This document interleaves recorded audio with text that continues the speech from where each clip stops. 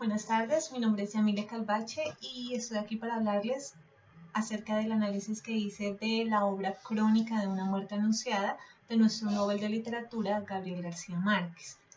Esa historia es una dramática situación que se vivió en los años 50 y nos cuenta el fallecimiento o el asesinato de Santiago Nazar, su protagonista, por parte de los hermanos Vicario, quienes intentaban cobrar una venganza por la deshonra ocurrida a su familia cuando el día de su matrimonio a su hermana Ángela fue devuelta a la familia por su esposo Bayardo San Román debido a que ésta no era virgen. Para la sociedad de ese entonces esta era una grave situación, un grave hecho, no era permitido, lo que significó una presión para que los hermanos, cobraran esa venganza y se fueran en contra de Santiago Nazar, ya que Ángela manifestó que él era el que le había causado la deshonra, o sea, la persona que le había quitado la virginidad. Tuve la oportunidad de leer el libro y mirar la película, los dos me parecieron fascinantes. Y considero, bueno, en el libro encontramos que este es una historia totalmente detallada, descriptiva, desde el comienzo, desde el inicio, cuando Santiago Nazar despierta con un mal sueño, una especie de pesadilla, y bueno, con un fuerte dolor de cabeza por la farra del día anterior, del matrimonio de Ángela y Bayardo. Y bueno, y ahí van sucediendo acontecimientos. Inicia a las 5:30 de la mañana cuando él despierta, luego sale al pueblo, se va encontrando con personajes. Y muy similar es la historia de la película. 27 años después llega su amigo al pueblo a tratar de desenredar la historia y nos va también mostrando como esas escenas ya menos detalladas, pero son, o sea, el filme o la película es un reflejo fiel de lo que fue el libro, de lo escrito por Gabriel García Márquez. El libro se va narrando de una forma detectivesca, tanto que el lector se siente como tan involucrado que siempre uno está como tratando de saber qué es lo que ha pasado, como sacando sus conclusiones, pensando si lo habrá hecho Santiago, quién será o será el personaje de acá. Entonces es muy, muy interesante como todo este proceso que se vive en la historia de Crónica de una muerte anunciada. El libro se publicó en el año de 1981 y como les cuento, pues la mayor diferencia que yo veo es que se describen mucho más todas las escenas, todos los sucesos. Por ejemplo, un ejemplo de esto es que, por ejemplo, nos muestran lo de la casa de Santiago Nazar, nos lo describen tanto que uno se la imagina. Entonces nos dice que esa fue construida en un depósito antiguo por el papá de Santiago, que fue Ibrahim Nazar. Entonces nos va hablando de que fue con paredes de tablones vastos, un techo de zinc de 2 aguas. Entonces sí, es muy descriptivo, nos habla del color, nos habla de cuál era la puerta que más se usaba, cómo estaba dividida la sala, la cocina, todo. Y pues en la película no es tan descriptivo, pero sí va mostrando como imágenes, sí nos muestran la imagen de la casa, nos va mostrando los personajes, las diferentes situaciones, entonces los dos resultan muy interesantes. La obra, como su nombre lo indica, es una crónica, porque nos va narrando cronológicamente los hechos que van ocurriendo, desde las 5:30 de la mañana de ese lunes que se despierta Santiago hasta unas horas después que fue asesinado.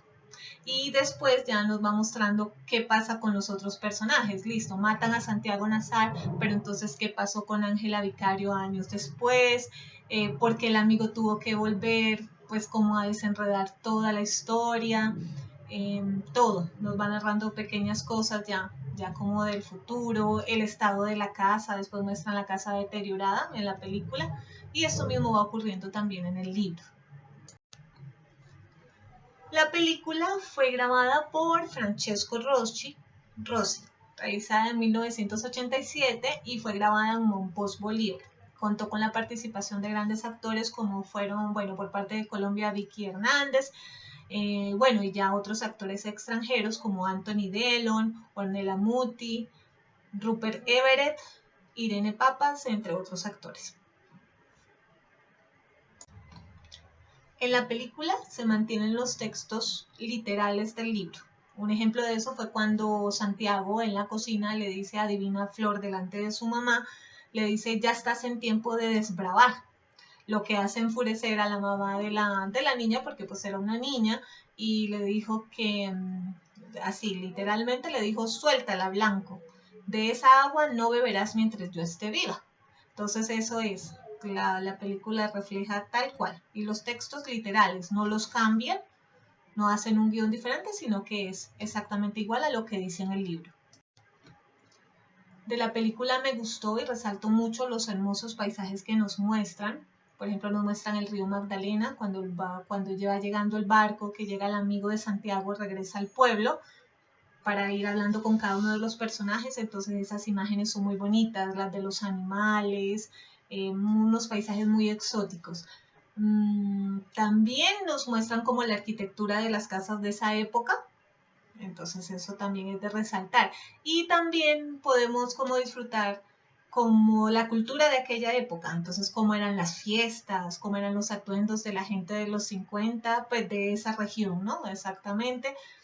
Entonces la música tropical, bailable de esa época, cómo se divertían, entonces también eso hace que la película como que o sea, que uno se quede allí para verla, la hace muy interesante.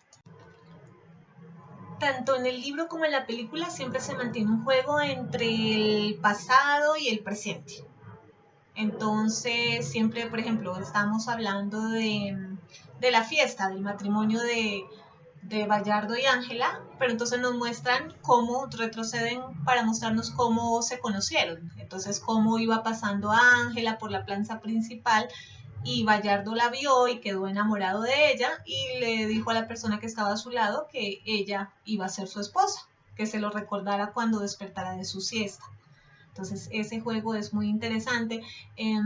Otro papel importante dentro de la película es el sonido. Entonces ese sonido instrumental desde el comienzo de la película, entonces es como con ese aire de misterio, con ese toque sombrío, como para demostrarnos que es una película dramática, y más cuando ya es la muerte de Santiago, entonces la música juega un papel trascendental. Una de las escenas más importantes fue la de la muerte de Santiago y que a mí me llamó muchísimo la atención porque pues entonces era ver toda la gente alrededor de la plaza mirando cómo lo mataban. Muchísima gente en la parte de la plaza principal, entonces vieron correr a los asesinos, a los hermanos Vicario con los cuchillos y ven cómo se le abalanzan y comienzan a apuñalarlo y nadie hace nada. Todo el mundo sabe, todo el mundo sabía que lo iban a matar, pero a la final nadie hace nada. Por eso se llama Crónica de una muerte anunciada.